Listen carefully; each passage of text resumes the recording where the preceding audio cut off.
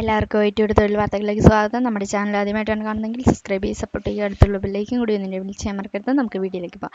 ഇന്ന് നമ്മൾ Indian bank recruitment 2024 കുറിച്ചാണ്. അപ്ലൈ ഓൺലൈൻ ഫോർ 1500 അപ്രൻറ്റീസ് പോസ്റ്റിനെ കുറിച്ചാണ്. അതിൻ്റെ ഡീറ്റെയിൽസിലേക്ക് പോകാം. Indian Bank has released the job notification regarding filling of apprentice job vacancy. The government organization invite online application. Application eligible candidates have required qualification.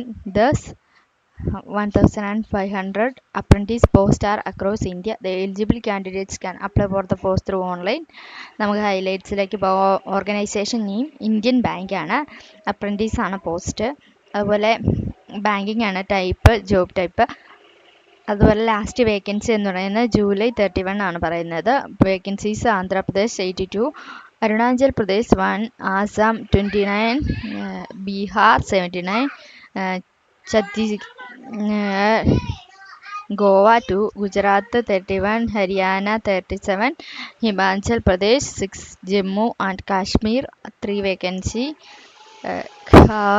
Jharkhand 42, Karnataka 42, അങ്ങനെ കേരളത്തിൽ മധ്യപ്രദേശ്, മഹാരാഷ്ട്ര, മേഘാലയ, മിസോറാം,